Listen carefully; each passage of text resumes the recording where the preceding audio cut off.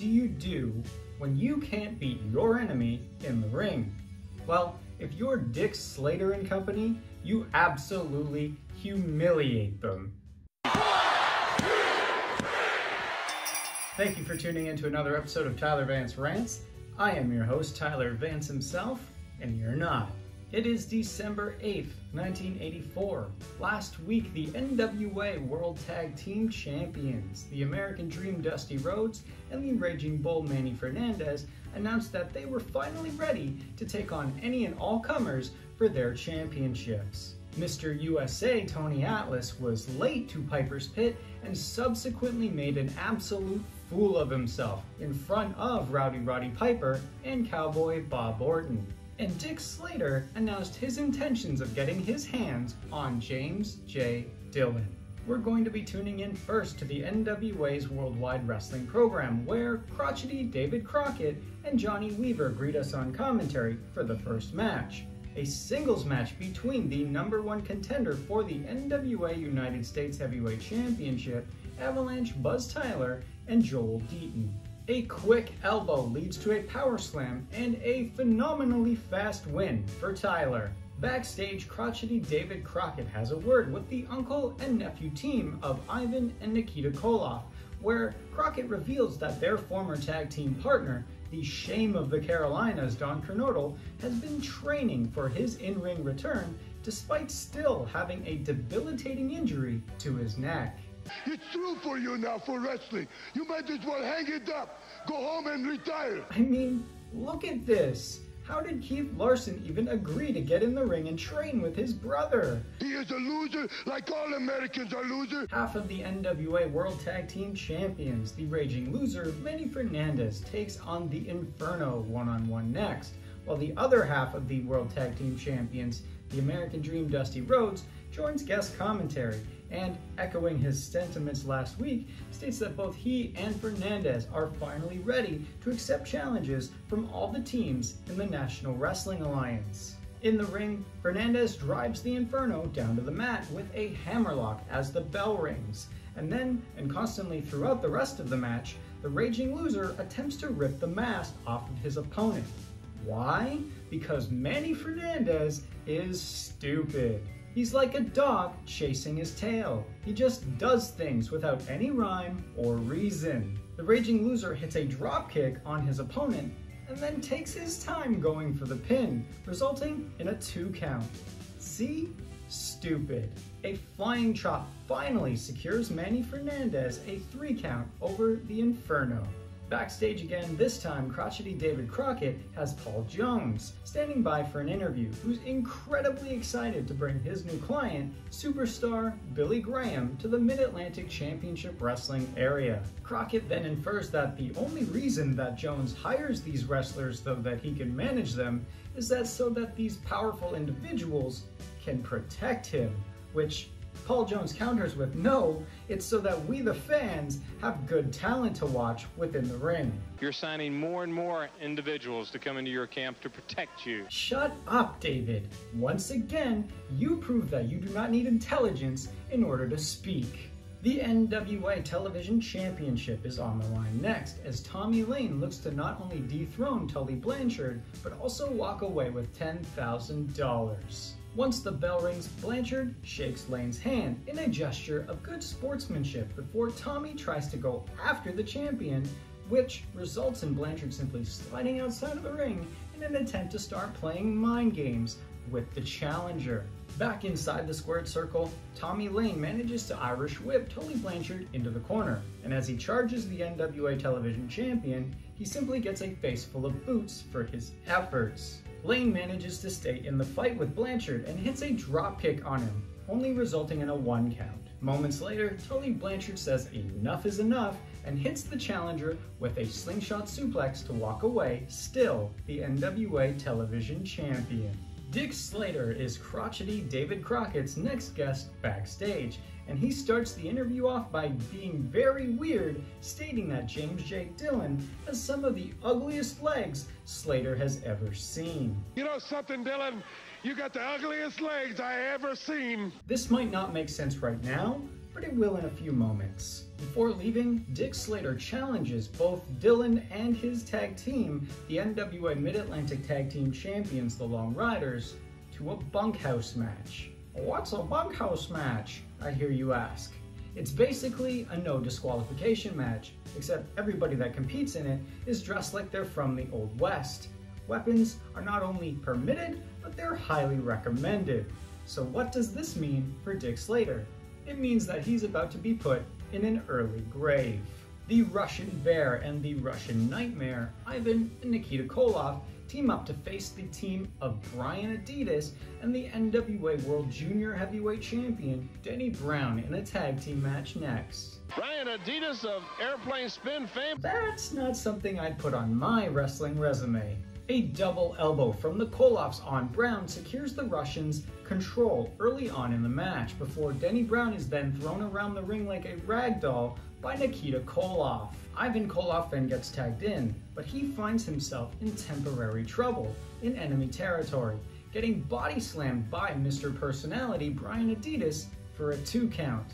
Denny Brown tags back in, but subsequently misses a dropkick, resulting in the Russian Bear re-tagging in the Russian Nightmare, who latches the Cobra Clutch onto the NWA World Junior Heavyweight Champion, forcing him to submit. Crotchety David Crockett backstage then speaks at NWA television champion Tully Blanchard, inferring that Blanchard used a foreign object in his match against Ricky Steamboat at Starrcade 84. A good punch to the jaw. Yeah, look, you reached it. Wait a minute, you reached into your trunks and pulled it out. And stuck something back. David Crockett, setting journalistic integrity back 20 years in 20 minutes, folks. Of course Tully Blanchard didn't use a foreign object.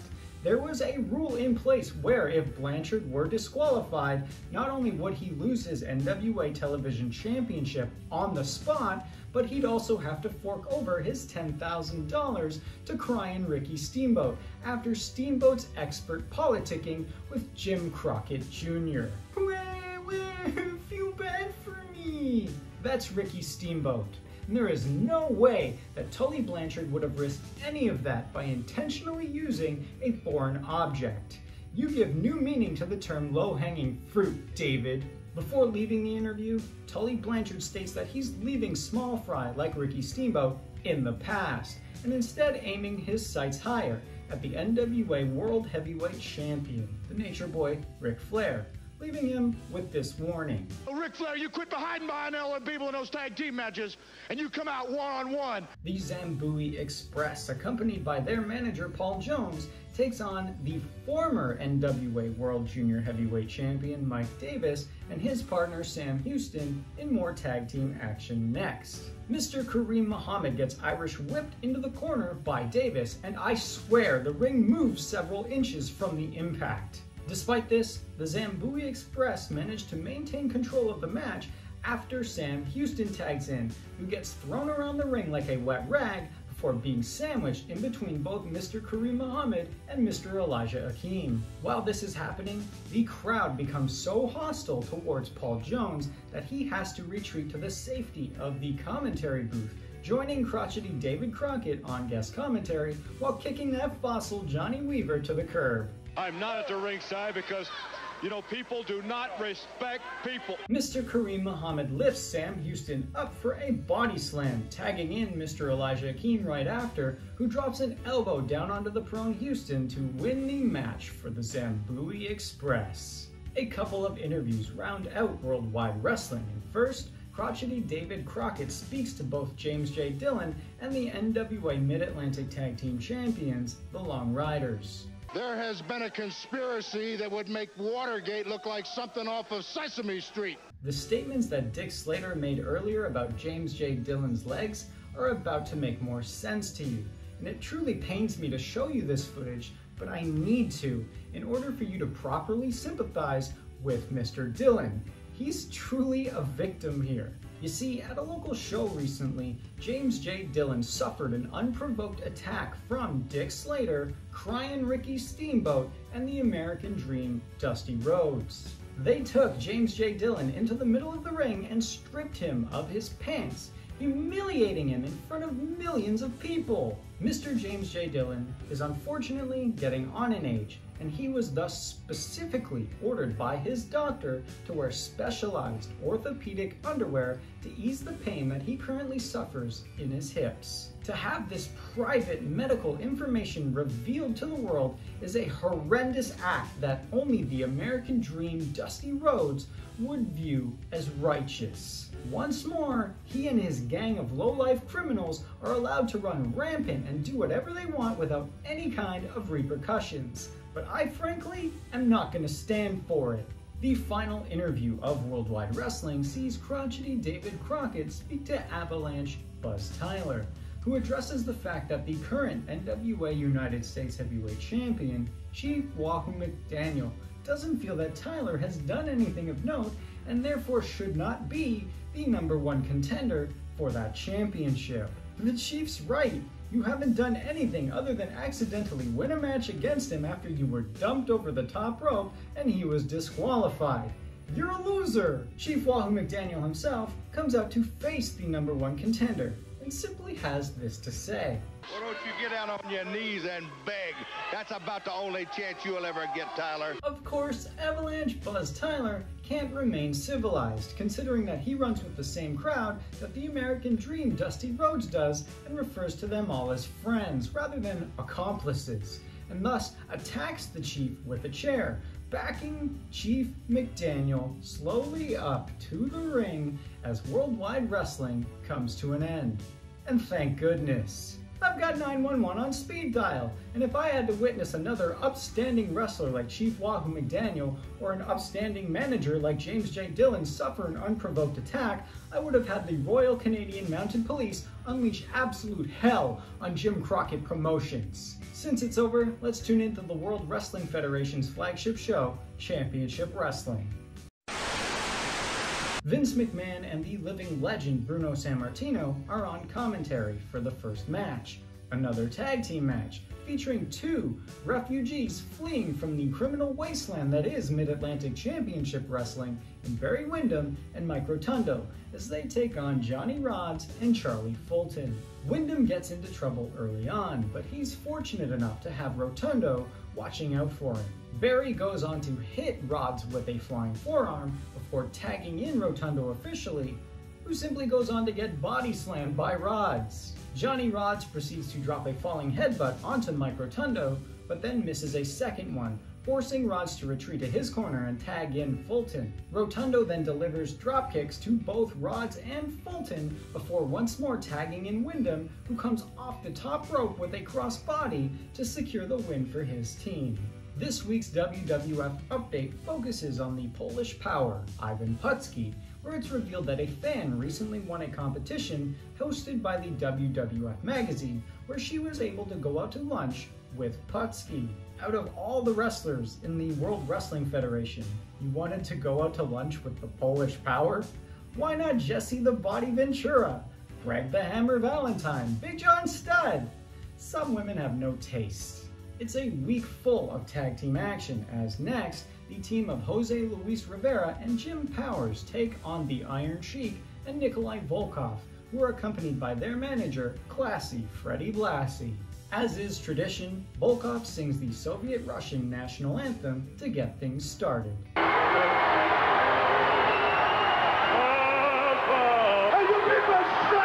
Hear, hear! Once the bell rings, Powers encourages the animals in the crowd to chant in an attempt to antagonize his opponents.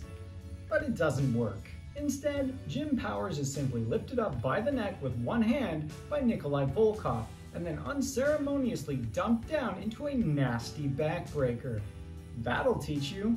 From there, all the Iron Sheik has to do is simply lock on the camel clutch, and that's all she wrote. Demetrios Niarchos goes head-to-head with Big John Studd in singles action next. Then again, I really shouldn't say goes head-to-head, considering that Bobby the Brain Heenan's client dwarfs Niarchos. Well, that was really disgusting. Here are two people, two of the strongest. Look at this. Demetrios tries to lift Big John Studd up and become $15,000 richer once the bell rings, but he's simply thrown across the ring for his efforts. A shoulder block then causes the Spartan to crash and burn before the true giant of the WWF body slams him. Immediately after, a clothesline and an elbow drop secures Big John Studd an easy 3 count. It's time for Piper's Pit, and while Captain Lou Albano is this week's guest, Roddy Piper instead chooses to address the ridiculous honoring ceremony that Cyndi Lauper is set to receive later this month. The broad was doing nothing. She was just hanging around on the street corner. Cyndi Lauper always wanted to have a date with me, and I would never go out with her. It should be Roddy Piper. Hell, Roddy Piper and Captain Lou Albano being honored by the WWF, not some lying junkie. A quick singles match follows Piper's Pit as Tito Santana takes on Terry Manton. Manton Irish whips Santana into the corner, and as he charges the former WWF Intercontinental Champion, he gets a face full of boots for his efforts, before Tito Santana heads to the second rope and hits a flying forearm to come away with a quick win. The main event of WWF Championship Wrestling is another tag team match. RT Reynolds and Terry Gibbs take on the cousins Jimmy Superfly Snuka and the Tonga Kid. Snuka body slams Reynolds, prompting Gibbs to come to his partner's aid, but he gets body slammed as well. Moments later, Jimmy Snuka is able to get an easy win for his team following a splash from the top rope on RT Reynolds. With that, another week comes to an end, and it was a week that saw Dick Slater absolutely humiliate James J. Dillon alongside the American Dream Dusty Rhodes and crying Ricky Steamboat in front of millions of people. I should be sick to my stomach over the situation, but instead, I'm filled with joy. It's not because of the holiday season, but it's because of the warning that James J. Dillon issued last week. If Slater and company continued to walk down the path that they were treading and place their hands on James J. Dillon, then Dillon stated that he would have no other recourse than to turn his boys, the Long Riders, loose. Well, it's better to give than receive. So trust me when I say that both Cowboy Ron Bass and Black Bart are about to give Rhodes, Steamboat, and Slater more than they can handle. Thanks for tuning in to another episode of Tyler Vance Rants. It is definitely better to give than receive, so why don't you give the video a like, give the bell a ring, and give that subscribe button a click. In return, I'll give you quality pro wrestling content that you can only receive by following me on social media. That's it for now, so I'll see you next week. So long. What's a bunkhouse match, I hear you ask? Well, it's not a I frankly am not gonna stand for it. Get it? Because I'm sitting down. The Royal Mounted Canadian Police, RCMP, Royal Canadian Mounted Police. Holy crap.